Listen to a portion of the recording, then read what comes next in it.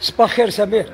صباح سمير لاباس؟ الحمد لله لاباس حبيبي، الله يبارك فيك لاباس حبيبي. السلام عليكم، صباح النور والسرور، أسعد الله صباحكم بكل العزة والكرامة على كل حال.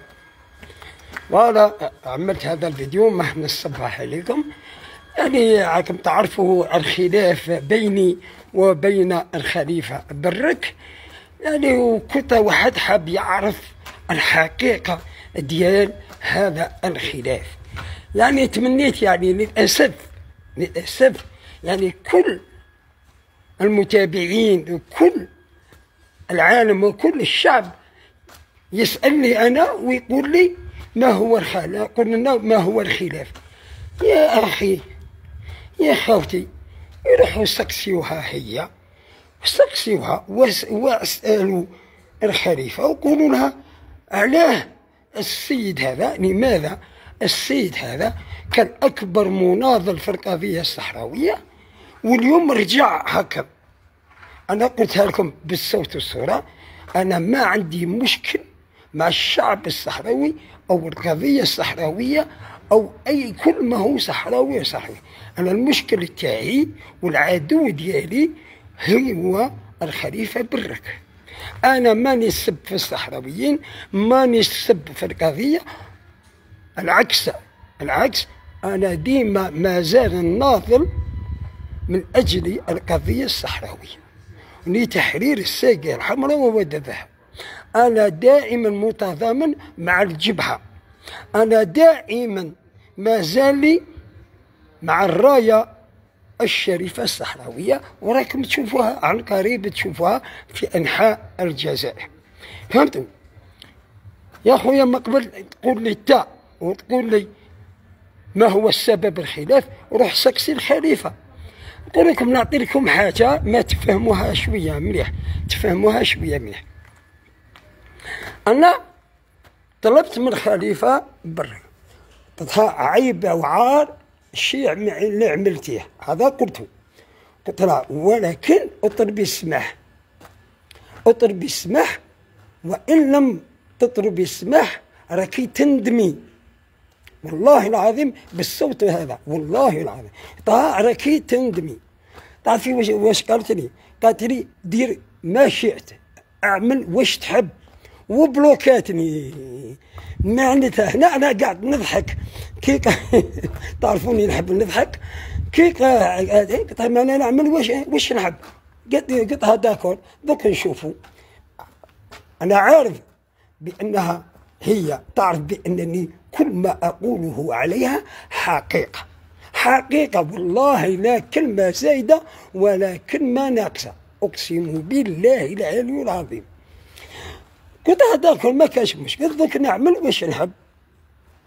خلاص بيسك عطيتي لي كما حنا نقولوا الضوء الاخضر، دوك نبدا ننطلق ونحكي. الحمد لله على كل حال، عندي صحابي قبالة من الصحراويين راهم يبعثوني لي ميساج وراهم موافقيني على الشيء اللي راني نعمل فيه، لأن هذا أصدقائي كان عندهم الشك من قبل بأن هذه الخليفة خبيثة شوية. وقلت لكم البارح أين ذهبت الأموال ديال المنكوبين للفيضانات ديال الداخلة؟ أين؟ أنا على بالي مدت النص مدته للمخيمات ونص حكمته لها، سرقته. هذه على بالي بها، أين ذهبوا هذو الأموال ولا الفلوس ولا ديال الداخلة؟ الله ورسوله أعلم. على كل حال أنا مهتومة، ديروا في بالكم بأنني ظلمت هذه الخليفة برك الصحراء، وهي كانت عندي هنا في المنزل واستهدفتها 10 أيام. والله العظيم السيارة موفرة، الهدايا موفرة، الفلوس موفرين، حاجة ما خصتها والله العظيم أقسم بالله. المهم ما نطولش في الهضرة حتى استعملت الله يبارك صغير. السلام عليكم رضا، السلامة حمزة، صباح لاباس. فهمتوا؟ ما نطولش في الهضرة، هدرنا حدا هذه قلت لها ما ندير واش نحب، قالت لي اعمل واش تحب. انا على بالي انا نعرف كل حياتها بالصور او بالواقع او بالافلام الاباحيه اللي كانت تعمل فيهم مع الخليجيين والليبيين والاردنيين وهذيك، نعرفها مليح، فهمت. وما كاش اللي يعرف الخليفه بحالي، انا نعرفها بالصوت ونعرفها بالصوره ونعرفها حقانيه جسما، فهمتوا، نعرفها كلش، فهمتوا. هذه اللي حبيتها. انا واش طلبت؟ انا ما قلت حاجه كبيره، يعني انا ما قلت حتى حاجه كبيره.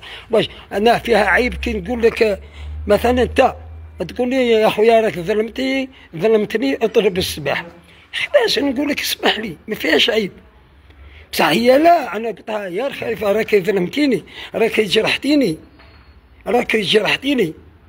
اطلبي السماح، وان لم تطلبي السماح راك تندمي.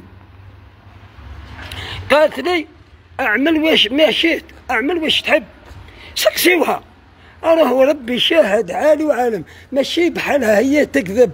قالت لكم باللي عطاتني الهاتف واخذت الصور من الهاتف ديالها، واخذوا تكذب وتعمل في المسرحيه. هي في البال ديالها اسمحوا لي العياطه هنا، في بال ديالها الحكومه او الدوله حمقاء بحالها. هي الحكومه يقولوا لها راه عطات لك تليفون، اوكي ما كان مشكل، عطات لك تليفون، انا واش نقول؟ قال لا، هذا كنت تلاقاو في المحكمه او في الدوله ولا، قال انا ما عطاتنيش. راهي تقول بلي عطاتك التليفون وانت اخذت الصور ديالها مثلا الهاتف من الموبيل ديالها. قال يا سيدي الرئيس واش كان؟ هاك الموبيل ديالي وشوف الصور يا هرثله، انا اخذتهم او هي اللي بعثتهم لي. هذا ما نقول، هذا ما نخسر ولا ما نخسر شيء. قال يا اخي راهي تقول بلي انا اخذت الصور من الهاتف ديالها، ها الهاتف ديالي خذوا ابحث كما شئت يا سيدي الرئيس. كي يشوف الصور يلقى لي ميساج، يلقاها هي اللي بعثتهم لي، هنا كما احنا نقولوها فوس ديكلاراسيون، يعني اتهامات غالطة وتشويهة الإنسان، هنا تندم عليها. هذه هي، أنا ما طلبت والو. بالخاصة السلام عليكم، السلام على باش سلام. أما هنا هذاك مستاهل. أما هنا شوفوا نوريكم بيروكي يتكلموا. أما هنا عايشين، معليش نصورهم ليه. أيوة. شوفوا أخوتي بيروكي، هنا أنا عند صديقي، شوفوا السلام عليكم. ما حبش يهدر معايا. السلام عليكم. نعم.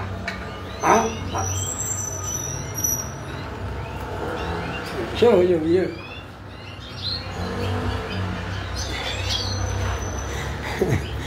فهمت؟ ما حبش يتكلم.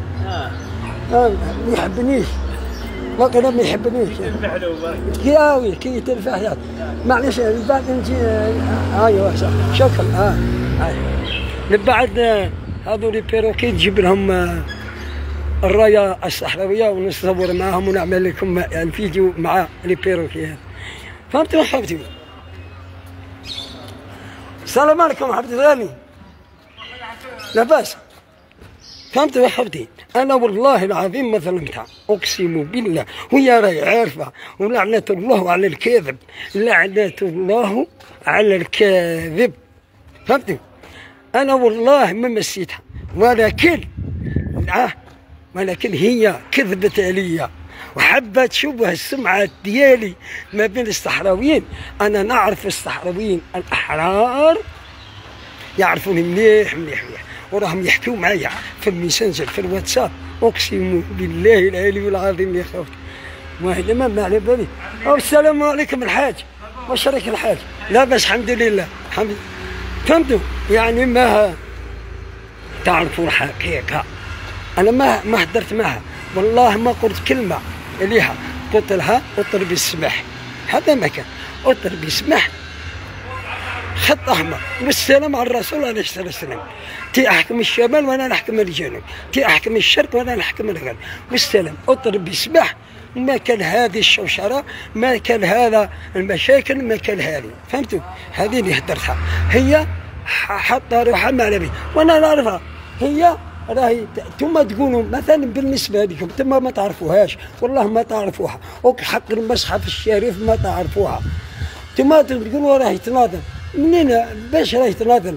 راهي تناضل من اجل المصلحه ديالها، من اجل المصلحه ديالها، حابه تتعرف نفسها، حابه دير البوز، حابه ترجع وزيره في المخيم، حابه ترجع وزيره في المخيم.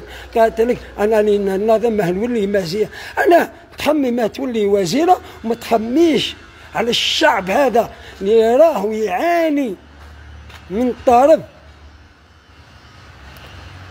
المخزن الصهيوني والاحتلال المغربي.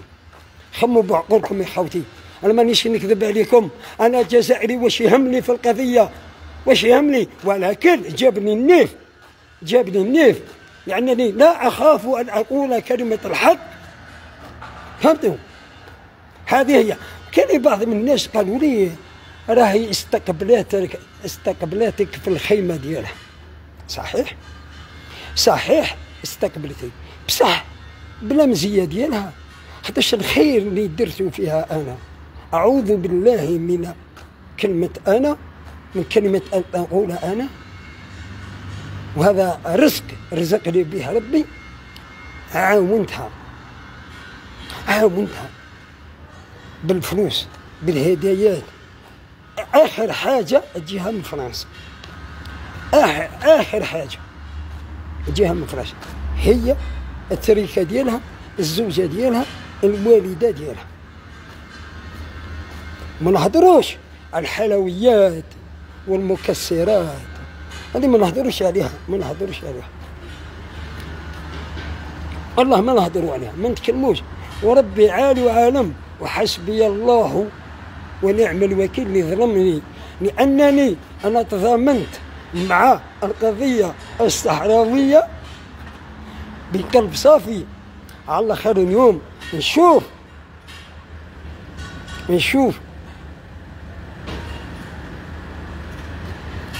اللي كانوا أصدقاء ولاو أعداء.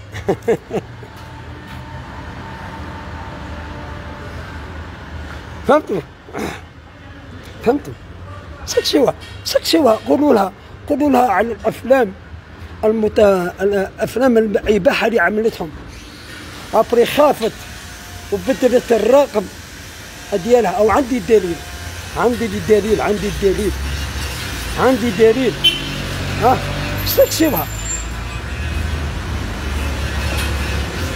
صباح النور، السرور، سوريا، بونجور سوريا، فهمتوا؟ سكسوها على الافلام، سكسوها على كام اللي تعملهم في الواتساب في الليل، على الزوج ديال الليل وثلاثه ديال الليل مع الخليجيين والعراقيين وهذه. سكسوها. قال لك مناضله، باش مناضله؟ اعطيونا الدليل بانها مناضله، اعطيوني الدليل. لأن مناضلة تضحك عليكم والله العظيم. وهذا بيت الله، راكم تشوفوا فيه، وهذا بيت الله، حق هذا بيت الله. غير تضحك عليكم، فهمتوا؟ روح شوف، عندك اللي نكذب عليك، انا كي نكذب ولا نهضر كلمة الحق وش يهمني؟ أنا ربي عالي وعالم بأنني أقول كلمة الحق عليها ولا أظلمها. حق هذا بيت الله، راهي تضحك عليكم.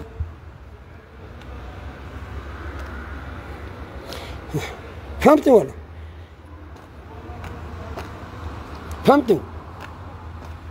المهم ما نكذبوش، أنا ما زال متضامن مع القضية الصحراوية، وعندي حب عميق إلى الشعب الصحراوي الحر، ماشي هذو أشباه النساء،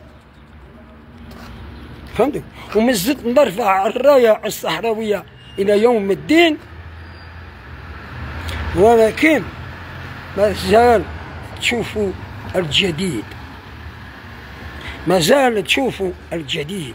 هي على بالها، هي على بالها، هي إنسانة غبية، على بالها بأنني أن يقول الحق، ولكن ما تبرر نفسها لازم تكذب، وإحنا نعرفوها يعني، سطوة أنا نعرفها، وعندي يعني صحراويات أصدقاء ديالي يعرفوها، وبعثت لهم صور وبعثت لهم فيديوهات وبعثت لهم، والله العظيم قلت لكم حاجة مليحة، وهذا عمري لا حكيت بها أو برحت بها أو قلتها.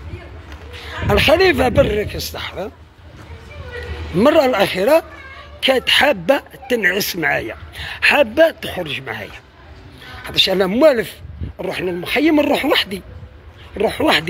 المرة الأولى رحت قعدت 5 أيام، والمرة الثانية قعدت 10 أيام، ولكن تشوفوا في الفيديوهات كلش بالحقيقة، كلش بالصوت والصورة، يعني ما عندي ما نكذب. الخليفة تالمو شافتني إنسان كريم، إنسان نحب الخير، إنسان نحب نعاون القضية الصحراوية، كانت باغيتني ليها،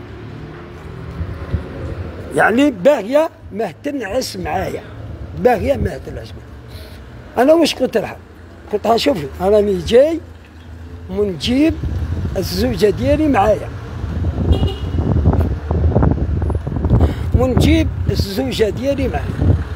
هي ما رضاتش، لم تكن راضية، ما كي نروح للمخيم تكون معايا الزوجة ديالي، كانت باغية تملك لي إلا لنفسها، أقسم بالله، ما أنا كعيط لها أنا قلت لها شوفي راني جاي أنا والزوجة ديالي، قلت لها على 10 أيام نجلسوا 10 أيام في المخيم. قالت لي لا الحكومة والدولة راهم طلبوا مني 5 أيام، ما قالوليش 10 أيام، ورفضوا ما تجلس 10 أيام. قلت من وقتاش القانون هذا؟ والله العظيم قلت لها من وقتاش القانون هذا يطلبوا 5 أيام؟ قلت لها والله ذاك البهد بهم ونتصل نعيط للرابوني ونتكلم مع الرابوني. ساعة من بعد عيطت لي قالت لي راهم زادوا لك 5 أيام، يعني ولاو 10 أيام. والله العظيم جاوبتها قلت لا قلت نجي ما نخليهاش في خاطرك، ولكن نجي على 5 أيام. الكلمة الأولى طاحت ونزلت تبقى 5 أيام، والله العظيم. وزدت نقول لكم حاجة، بعد من هذا التعب وهذا الخير اللي عملت فيها هذه المسخوطة الوالدين، والله ما جلست في المخيم، والله العظيم ما جلست 10 دقائق مع الزوجة ديالي، ما حبش تجلس معها، تخلينا الزوجة ديالي مع التركة ديالها وانا مع الزوجة ديالها، وهي في الخيمة كونيكتي في الواتساب والمواقع التواصل.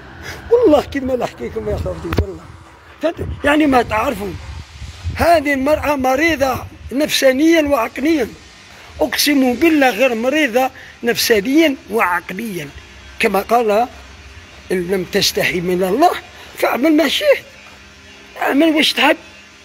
أنا ما طلبت منها والو، ما قيمتهاش، قلت لها اطلبي السماح، أقسم بالله العلي العظيم. أنا ما نقول لكم بصح ما تجي واحد بحالك انت كعلوس تجي تسب عاد بركي تسبني والله طيح لي كلام راح تجرحني والله اني نضحك راح تجرحني. انا واش انا كي تسبني نعرفك بانك ابن العاهره الصحراويه، هذا ما نعرف، لان اولاد الفاميله ما يطيحوش، الناس المتربيين ما يطيحوش، والرجال بمعنى الكلمه ما يسبوش، ولكن اولاد العاهرات يسبوا. علاه يسب؟ لانه تربى في السباب، تربيت وحده عاهره ما تخليه يسب. صح ولا ما هيش؟ حقيقه. ولكن نتوما اللي راكم تسبوا اشباه النساء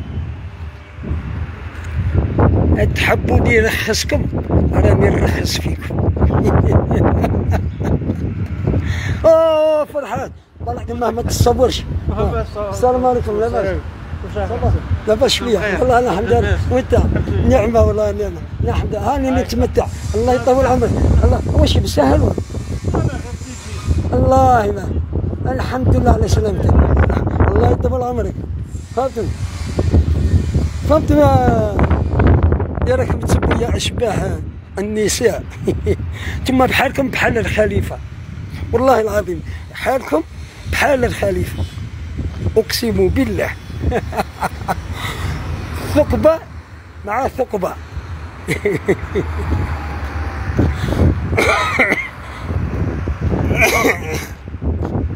فهمتوا ولا ما فهمتوش؟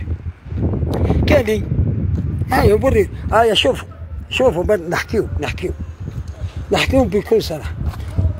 شوفوا وحده محترمه، يا ترى وحده محترمه يقيسوها الناس من المستحيل، شدوها الناس. بصح وحده كي تعود عاهره بحال هذو اللي راهم يسبوا، بحال الوالدات العاهرات بحالهم، تلقاه غير يسب كل حيوان. فهمتي؟ قداش الواحد منكم انتوما يلبح كل كلب بدون فايدة، بدون فايدة، بدون فايدة، لأنكم أولاد العاهرات. شفت كما نكسبكم؟ نكسب للوجه بالصوت والصورة، لأن ود الحلال اللي يخاف ربي والنبي عليه الصلاة والسلام ما يقول كلمة خبيثة أو يقول كلمة فاسقة. فهمتوا ولا؟ أنا شفت ودرت في المخيمات. نعطي لكم الدليل، نعطي لكم الدليل، نعطي لكم الدليل. وروحوا المخيم أوسرد وتعرفوا الحقيقة وسكسيو. قالت لي الخليفة كاين مكان وين نروحوا. الخليفة قالت لي كاين مكان وين نمشيو. طيب فين نمشي؟ قالت لي ما هاكم بلا ما نحكي ما حبيت نعرف تا وين هذا المكان. قالت لي كاينه وحده هنا في المخيم. قالت لي نعرفها. قالت لي كاينه وحده في المخيم أوسر نعرفها. قالت لي ولكن هي ماشي صحراويه، هي من موريتان، من موريتان. قالت لي وهي عاهره. قالت لي نتكلم معها تخلينا الخيمه ديالها المنزل ديالها وتروح تمشي بحالها وحنا نقعدوا ثم نجلسوا ثم. يعوذ بالله، يعوذ بالله. نخلي الزوجه ديالي ونروح مع الخليفه عند هذه العاهره ديال الموريتان في أوسرد. نتحداكم، نتحداكم، نتحداكم ما تروحوش تسكسيو على الحقيقه. كاينه وحده موريتان صديقة الخليفة تاجر بنفسها ولحمها وشحمها وتعمل. ثم تفكرت، ثم جات لي الفكرة وقلت الخليفة كل واحد يجيها زاير تديه لهذه الموريتانيا وتنعس معه عند الموريتانيا راه تعمل في الدعارة في أوسرد، تعمل في الدعارة. سكسوها يقولوا لها الله راك تنبح عندي وتسب، لماذا راك تنبح عندي وتسب؟ روح قول لها، أو لا تقول لها روح للأوسرد. اللي قلت لك كان وحدة موريتان ساكنة في أوسرد وتمارس الدعارة، وأي مرأة تحب تروح تعمل الدعارة يعني تمارس وتبيع لعمها يروحوا عند هذه الموريتانيا في أوسرد. فهمتوا؟ ها يروحوا سكسوا، يروحوا سكسوا. أنا ما كنتش على بالي هكذا. إذا يا خويا واش نقول بكل صراحة، إذا كانوا الصحراويات هادو بصح هادو اللي راهم زعما يساندوا في الخليفة، هادو الكل بحال الخليفة الكل. كما حنا نقولوا المثال، الشجرة اللي ما كاسهاش الريح، وحنا نحمدوا ربي الريح الكل يقيسنا، والفهم يفهم. نرجعوا لللايف ديالنا. اللايف ديالنا هو قلت لكم هذا هو السبب ديال الخلاف بيني وبين الخليفة برك. أنا ما قلت لها والو، قلت لها أطر بالسباح على الأقل، أطر بالسباح وما يصرى حتى شيء، أطر بالسباح برك، وما يصرى حتى شيء. هي لعبتها تقول لك قدام الزوجة لأنها غارت من الزوجة ديالي، قالت لي أعمل ما شئت. يا بنت الناس راكي مازال ما تعرفينيش، ما تقولي لي الكلمة هذا راكي ستندمين. بالفعل ندمانة، أنا نعرفها. أنا قلت لكم ما كاش حد إنسان يعرف الخليفة كما نعرفها أنا، ما كاش حتى الزوجة ديالها ما يعرفهاش بحالي أنا، من المستحيل. حتى الزوجة ديالها ممكن راهي مغمضت له عينيه وما على بالش بلي كانت تدير الأفلام الفيديوهات الإباحة مع العراقيين والخليجيين والليبيين، ممكن ما على بالوش. وإنما عندنا الدليل، يعني قلت لكم عندي الدليل، وعندي الفيديو بالرقم القديم ديالها وبدلاته عندي. فهمتوا؟ عندي هذا الكل يشوفوه. هذا ما نقول لكم أخوتي، أنا ما عندي شيء مع القضية أو مع الشعب الصحراوي، والله ما عندي مشكلة، أقسم بالله. هاكم تشوفوا فيا هاني، نضحك، نلعب، نشوف صحابي، نحوس، نتمتع، نزهى، هاني. فهمتوا؟ هذا هو السبب. وإذا حبيتوا تفهموا المزيد هذيك سكسيوها، هي هاي مرة تكذب، خلوها تكذب، خلوها قولوا لها إيه وخلاص، هاتي كل شيء. ولكن راكم غالطين، ما تقولوا هذه الخليفة برك مناضلة، راكم غالطين. السلام عليكم. السلام على باس، الحمد لله. ما تقولوا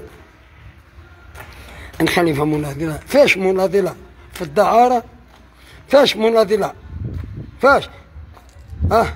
في الواتساب بالكاميرا والتبرج، هذه هي المناضلة؟ هذه مناضلة هذه؟ والله العظيم ضحكوني اقسم بالله.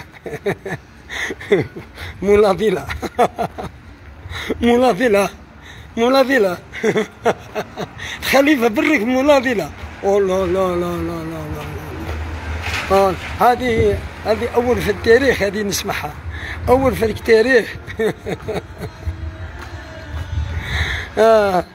مناضلة. نجاوبوا العرس أو كان العرس هم دايرين هنا. فهمتوا؟ واحد نجاوب هذا باك ضحكني على كل حال، قال لي وانت مناضل فاش؟ هذا وين هذا مباراة شاذ ولا ما نبي، هكذا شاذ ولا ما نبي. اسمعوا الأغنية، اسمعوا الأغنية، العرس العرس أو العرس هذا، اسمحوني ما مصورش. فهمتوا؟ فهمتوا ولا ما فهمتوش؟ قلت له قال لي وانت مناضل فاش؟ دوك نقول لك انا مناضل كيفاش؟ دوك نحكي لك. المهم انت ما تقدرش تديرها، لان هذا اللي نعملوها لا يعملوه الا الرجال. انت ما تقدرش تعملوه بكل صراحه. مانيش نسب فيك، والله ماني نسب فيك، ولكن اقول الحق. قال لي انت مناضل فاش؟ انا كي كنت ناضل اول حاجه اللي عملتها هزيت الرايه المغربيه وحركتها.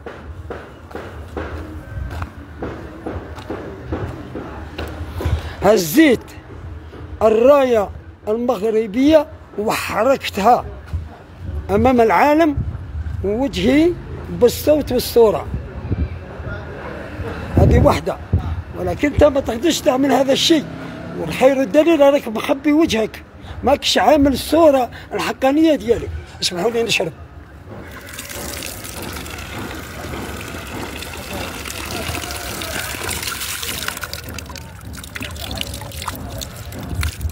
الحمد لله. فهمتوا؟ فهمتوا ولا ما فهمتش؟ قال لي انت مناضل فاش؟ انا مناضل لانني رفعت الرايه ديال اليوطي الفرنسي والمغربي والزريبه وحركتها امام العالم. ثانيا انا مناضل لانني هزيت الرايه المغرب ديال الزريبه ودرنست عليها ورفعت الرايه الفوق ديال الصحراء الغربيه. كاينين الصور شوفوا. انت ما تقدرش تعملها.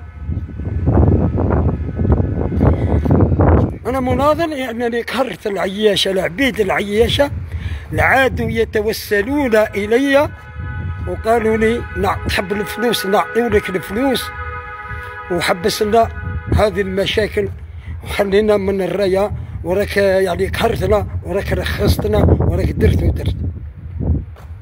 فهمت؟ هاو فاش انا مناضل.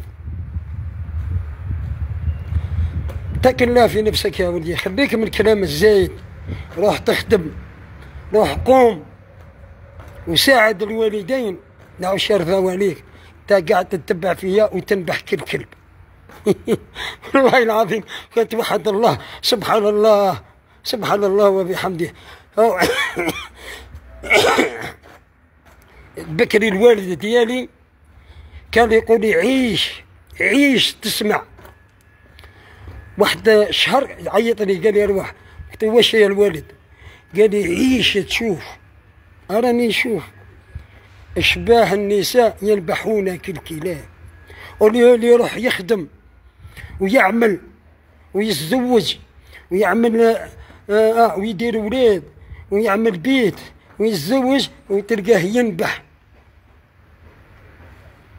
اتقوا الله في نفوسكم يا ولدي، اتقوا الله. تشوفوا هنا، تشوفوا هنا الرجال كيف راهي دايره. خالد صباح خير يا خالد. يا خالد صافا. فهمتوا؟ ما تعرفوا بك الحقيقه. السلام عليكم. لاباس لاباس. فهمتوا؟ ما تعرفوا الحق، قاعدين تبعوا في الهجاله، في العاهره، الخليفه، برك الصحراء، المناضله المناضله المناضله. وتشوفوا كل شفتوا واش كان تعمل معايا يعلم به غير ربي سبحانه عز وجل. اقسم بالله كما نحكيكم يعلم به غير ربي سبحانه عز وجل. تقولي مناضله؟ فاش مناضله؟ صباح خير خالده. لاباس نحمد ربي. وانت؟ السلام عليكم. لاباس الله الحمد لله. فهمتوا؟ تشوفوا بنا باش كان تعمل معايا في الارقام يعلم به غير ربي. اقسم بالله. تقولي مناضله؟ فاش مناضله؟ فاش؟ لعنة الله عليكم، لعنة الله عليكم، لعنة الله عليكم يا أشباه النساء، حسبي الله ونعم الوكيل، حسبي الله ونعم الوكيل فيكم يا أشباه النساء. واحدة عاهرة قاعدين تعبدوا فيها بحال المغاربة يعبدوا في الملك ديالهم، وهي وتما تعرفوها بأنها عاهرة.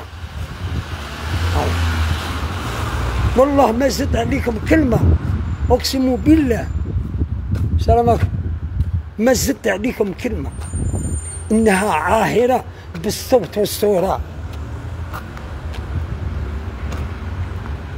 فهمتوا؟ لكن للأسف أنتم لستم بأشباه الذكور، أنتم أشباه النساء، غير تنبحوا برك بحال النساء ينبحوا برك، هذاك ما كان.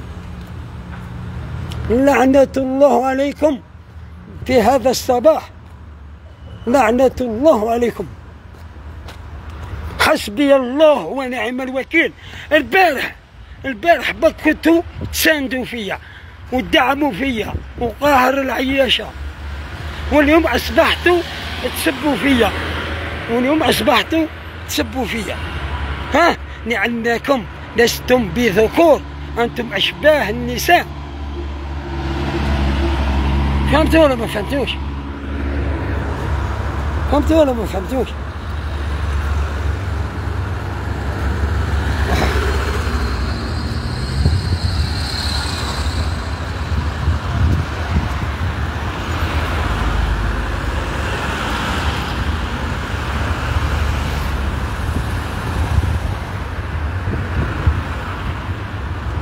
فهمتوا ولا ما فهمتوش؟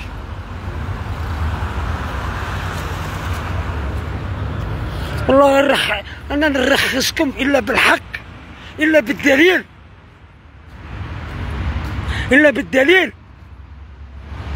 هذه العاهرة الخليفة تعبدوها وتما تعرفوها بأنها زاملة، تعرفوها بأنها عاهرة، تعرفوها. راكم تشوفوا حطينا لكم الصور، حطينا لكم الفيديوهات، حطينا لكم كله في مواقع التواصل، وتقول لي مناضلة. باش مناضلة؟ بالفرج ديالها، بالمؤخرة ديالها، هذه هي المناضلة. لعنة الله عليكم. فهمتوا؟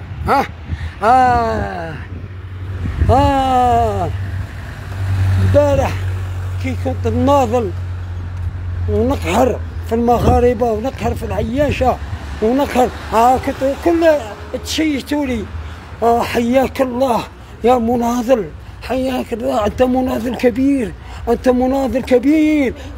واليوم كي هدرت كلمة الحق على العاهرة الخليفة برك رجعتوا عادية. حسبنا الله ونعم الوكيل فيكم، حسبنا الله ونعم الوكيل فيكم.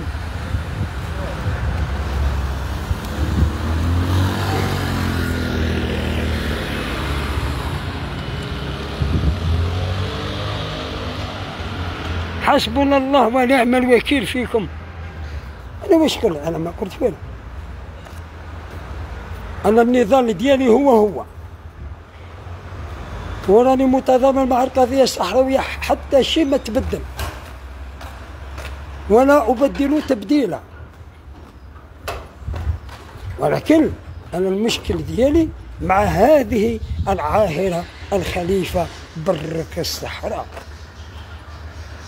بالصوت والصورة. يعني هم على الأقل قولوا، اطرحوا السؤال، وقلت لكم اطرحوا السؤال وقولوا كيف هذا السيد كان زي ولا جي، كيف هذا السيد كان يدافع ويضحي بحياته من أجل النضال والنصر للقضية الصحراوية، واليوم رجع هكذا. اطرحوا السؤال. أنا رجعت هكذا، يعني لماذا؟ ما فهمتوا؟ لماذا؟ اطرحوا السؤال، اطرحوا السؤال. ولا تجي وحده عاهره تكذب عليكم وتجيو تذبحوا عند راسي. والله العظيم عجب عجب عجب. ها تجي وحده عاهره قال راكم رابحين حاجه من عندها، قال معليش نغمضوا عينينا، راكم رابحين شيء حتى شيء رابحين الا النباح باك تذبحوا برك.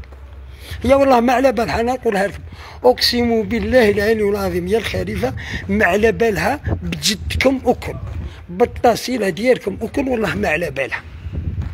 لانها كانت تحكي لي يعني تقول لي والله العظيم غير الخليفه تقول لي هذو ماشي رجال، كل جاو رجال كل راهم يناضلوا قاعدين مخبيين ورا الهواتف ينبحوا ويعسوا برك يعسوا برك. اقسم بالله قالتها لي، اقسم بالله والله ماني نكذب. ها نظام بحالها هي عاهره بحالها ثم بحالها الخليفه قاعده تلبح في المواقع التواصل وتعمل الافلام على الاقل. عندنا اصدقاء اللي يتبعوا المشاكل هذه يبعثوا لنا كي يشوفوا صوره جديده ديالها يبعثوها لنا. هاكا شفت حطيت لكم الصوره اللي تعمل بوسه في اللاكاب في الليل على الزوج ديال الليل تعمل بوسه. هاكا شفتوا الصوره لا؟ ها شفتوا الصوره؟ حطينا لكم الصوره. شفتوا الصوره ديال الحنه الفيديو هذا شفتوها؟ هاي باش تعمل الخليفه في الليل، هاي باش تعمل. وما زالت تشوفوا جديد. انا نقول لكم والله غير ما زالت تشوفوا جديد. هذا ما كان ما نطولوش عليكم اخوتي. انا انا شوف ما كان حتى مشكل بيني وبين الخليفه الا طلبت منها تطلب السماح لانها غلطت في حق الزوجه ديالي. طلبت منها تطلب السماح. انا ما كانش هذا كيتندمي. راحت قالت لي اعمل فيها ماشيت وبلوكاتني. هي في بالها تقول لك ما يعمل والو، ما ينشر صور، ما يحكي عليا ما والو. يا وش بيها هذه؟ ما على بالهاش راه مع انسان عاقل في راسه ومناظر كبير في مخه. افضح الزرع ينبت، كي تزرع ينبت، هذه هي الحقيقه. خليكم بهذه الصور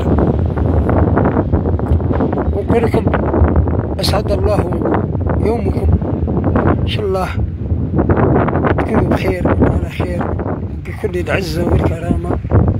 تلاقوا في لايف جديد، والسلام عليكم ورحمه الله تعالى وبركاته. وما دام الخليفه برك ما طلبتش السماح ما زال نفضح فيها يوما بعد يوم. إن لم تطلب السماح أفضحها وأشوه سمعتها إلى يوم الدين، وعد مني. لأن استقبلناها في العزة والكرامة، حتى هي قالت والله العظيم غير قالت بهذا الكلام، قالت بحتى أهلي ما عملوليش ما عدلوليش ما استقبلونيش بحالك وبحال الزوجة ديالك. قالت لي هذا الكلام. أقسم بالله والله العظيم كانت جاية عيطت لي قالت لي هذه مشى للجزائر رايحين يكرموني وما كاش اللي يستقبلني. قلت لها روحي ربي يسهل لك، الريح ما يمسكش. عيطت للزوجه ديالي كانت في العمل، قلت لها راهي جايه الخليفه روحي يستقبلها. هزت وليدي التريكه ديالي وليد خالتها وهزوا الطاكسي وراح انتظروها. جات وانتظروها وعزوها ما خلتهاش، داتها إن أعز مطاعم هنا في برج بوعراريش وفي شطيف وفي هذه. شوفوا سبحان الله وبحمده، ربي دائما يظهر الحق على الباطل، فهمتوا؟ يظهر الحق على الباطل. اسمحوني نفوت الطريق، نفوت السيارات.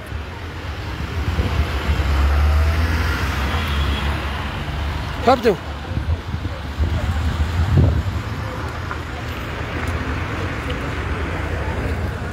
قلت لكم هذوك اللي زعمة اللي رايحين يكرموها، زعمة رايحين يكرموها، اللي يعرضوها ما يكرموها.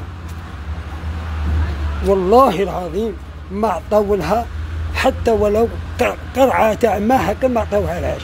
والله ما عرضوها ما تشرب قهوة، والله غير داوها ستيف قدام واحد المتحف هكذا وعطاوها لها شهادة. هاو كاين الفيديو، هاو يشهد الحق الفيديو، راهي نشرته في الصفحة ديالها، هاو نشر. والله ما شركها. شافت الزوجة دي قلت لها واش بيهم هذو مرضى والله. هاي قلت لها تبعيني، اديتها للريستورون أعز مطعم في ستيف، ووكلتها وشربتها وشريت لها الهدايا. فهمتي؟ هذا الشيء عملت لها، اعطيت. اسمحي لي يا اختي، سامحوني، لان انا اعطيت الفلوس للزوجه ديالي، هذه الفلوس خاصه بالخليفه، اي حاجه تبغيها ولا تعجبها اشريها لها. والله العظيم روحت بخيرات وخيرات الى المخيم. رجع وزدت نقول لكم حاجه، اقسم بالله انا اللي عاودت شريت لها التذكرة الطائرة، أنا اللي خلصتها ورجعت إلى المخيم. اتقوا الله في نفوسكم، انتم ما بتعلموش الحقيقة، راكم غير تنبحوا كالكلاب، على بالك حتى تجرحوني. ولا أنا ما والله العظيم راكم تضحكوا فيا، على بالكم بالكلام بحالكم هذاك وبحال العاهرات الوالدات ديالكم راكم تضحكوا فيا. فهمتوا ولا ما فهمتوش؟ خليكم من ذنوب الناس، اعرف الحقيقة هما على الأقل، حوس اعرف الحقيقة. ابري كيتسب ما عليهش، كيتسب هكا بدون فايدة، علاه تنبح برك، علاه؟